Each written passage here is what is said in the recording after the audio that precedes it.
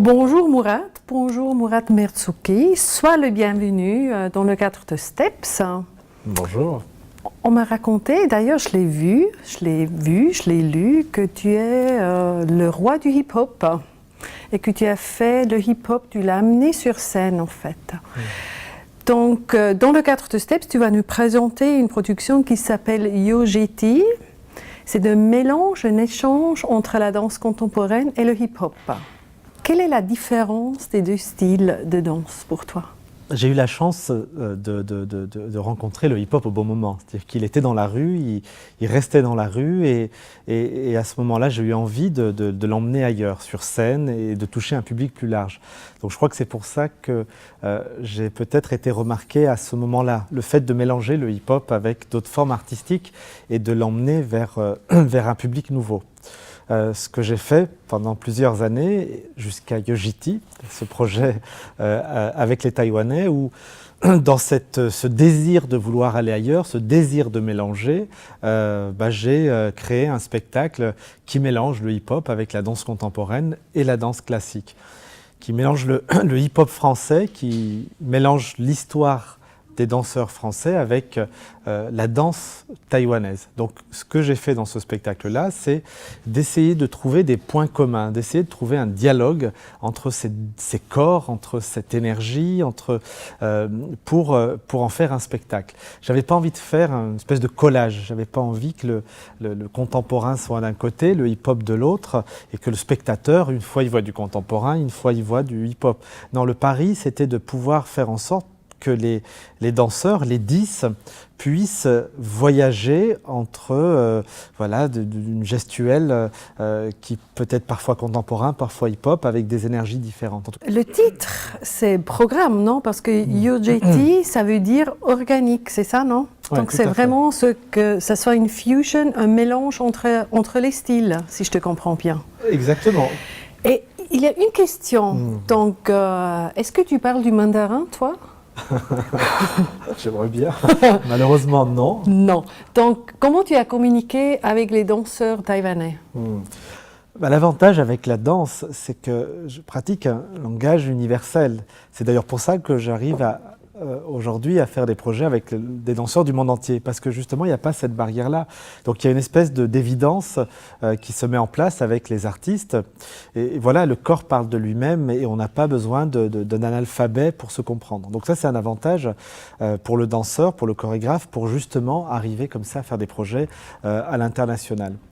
Là, pour le projet Yojiti, effectivement, tu as raison de dire que ça veut dire organique et on retrouve exactement ça dans le spectacle. Quand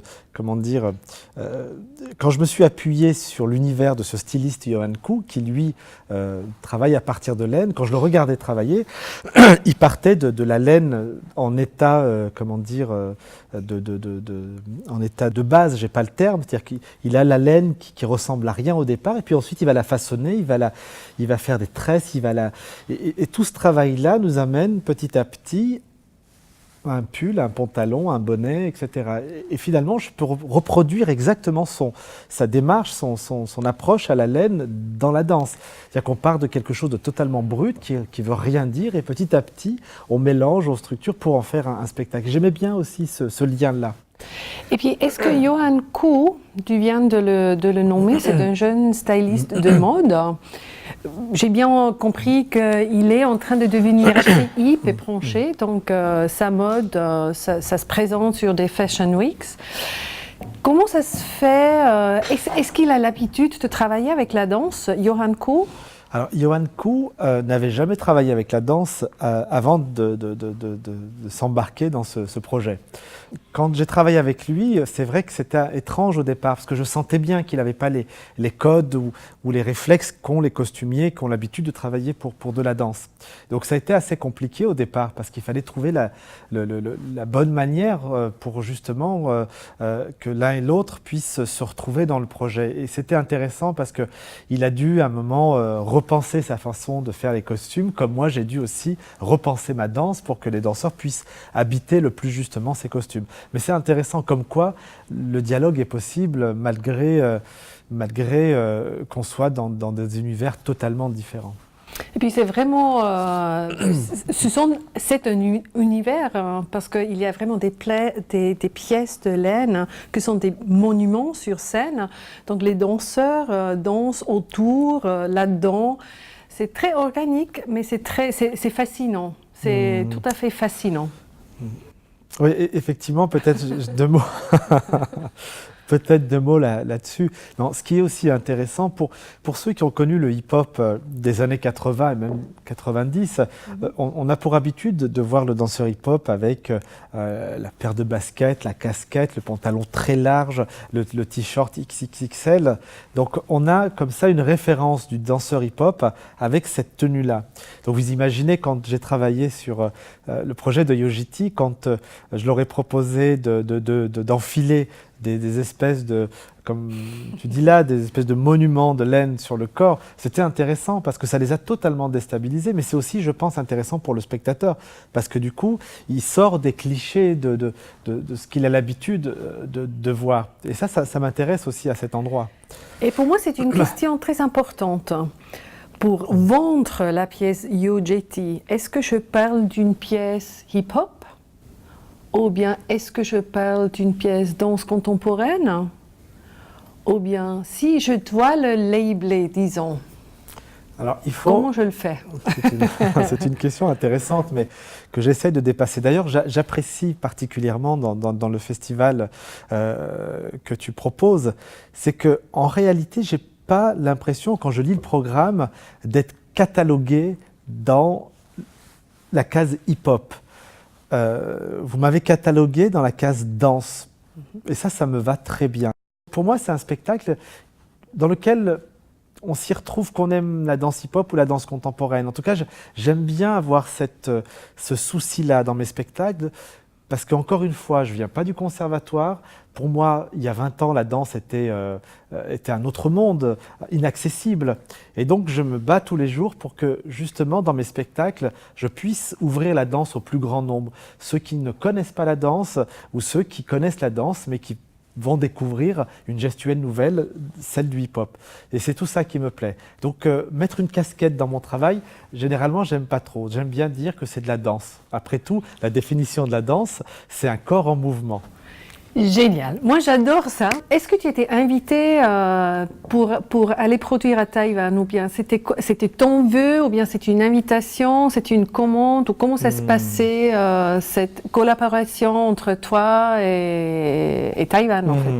Alors, on a d'abord été invité pour présenter un de mes spectacles que j'avais créé à l'époque, qui s'appelle Récital. Donc on a présenté ce spectacle-là en extérieur d'ailleurs, devant, je ne sais plus, il y avait 3000 personnes, mais c'était super. Le spectacle Récital, qui est un spectacle que j'avais créé en 98.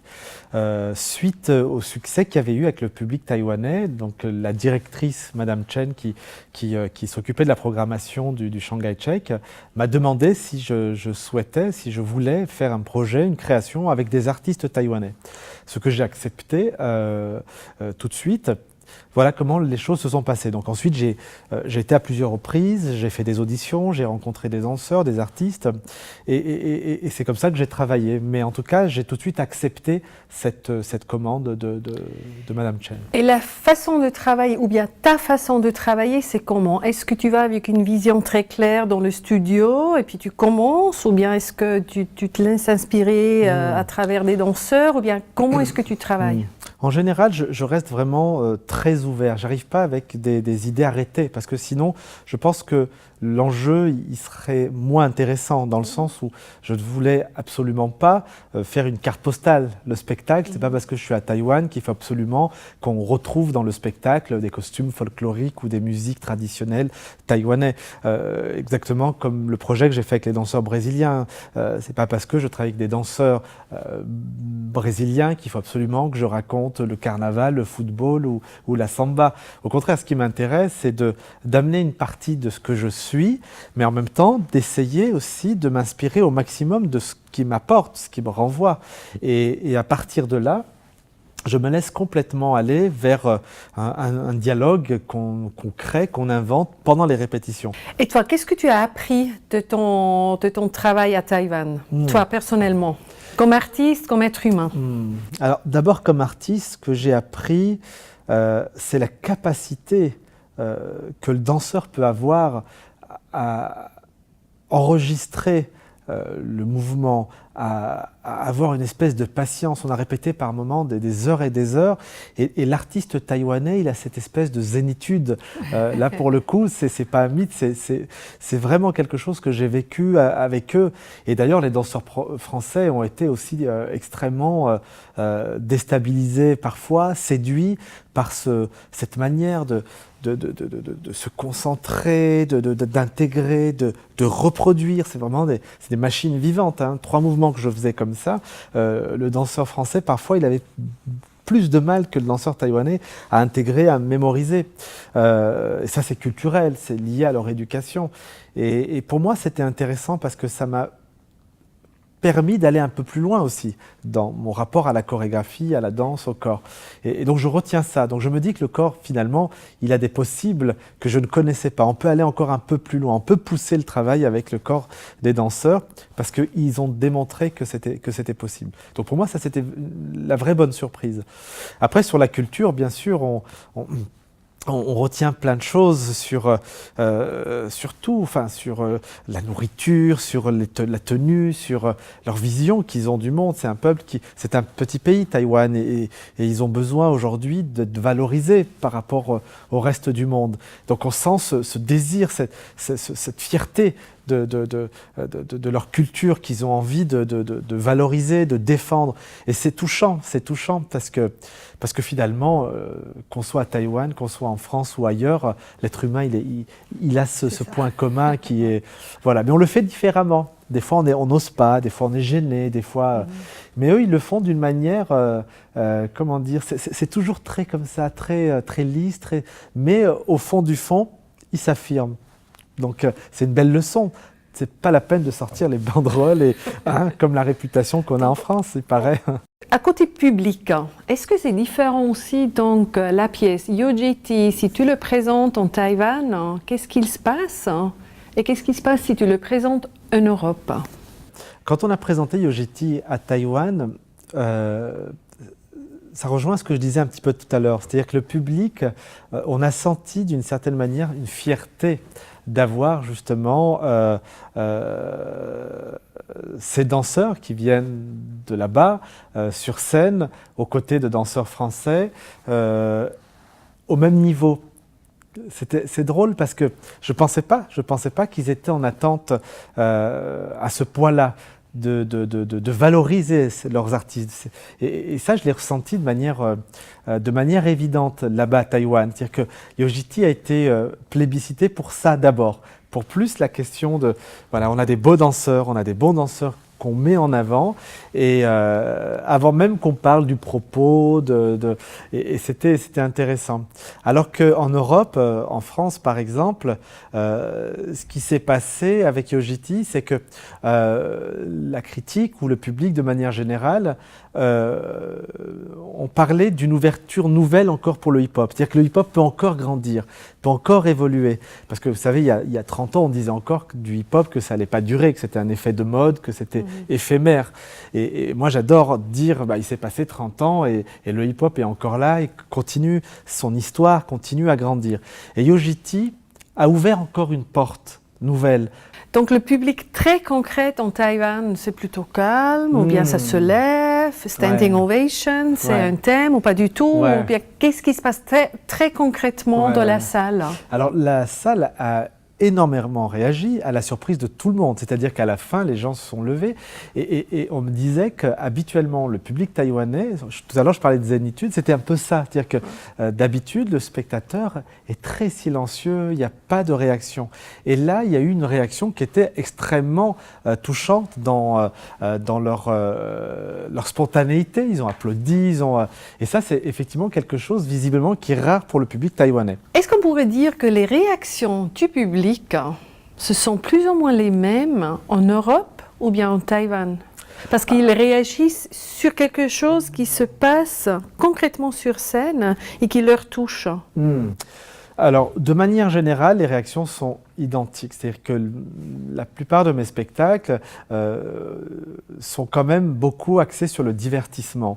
C'est-à-dire qu'il y a, malgré tout, moi je ne suis pas dans le propos, dans le cérébral. Je ne raconte pas des choses liées à la société où je revendique je ne sais quoi.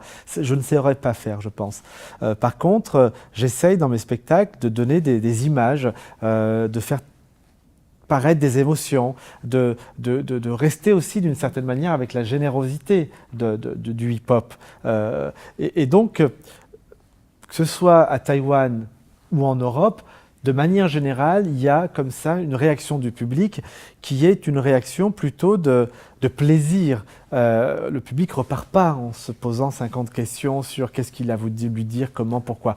Donc ça, c'est un peu général. Après, évidemment, il y a des moments, peut-être pas trop dans Yo-Jiti, mais dans des spectacles où il y a un peu d'humour.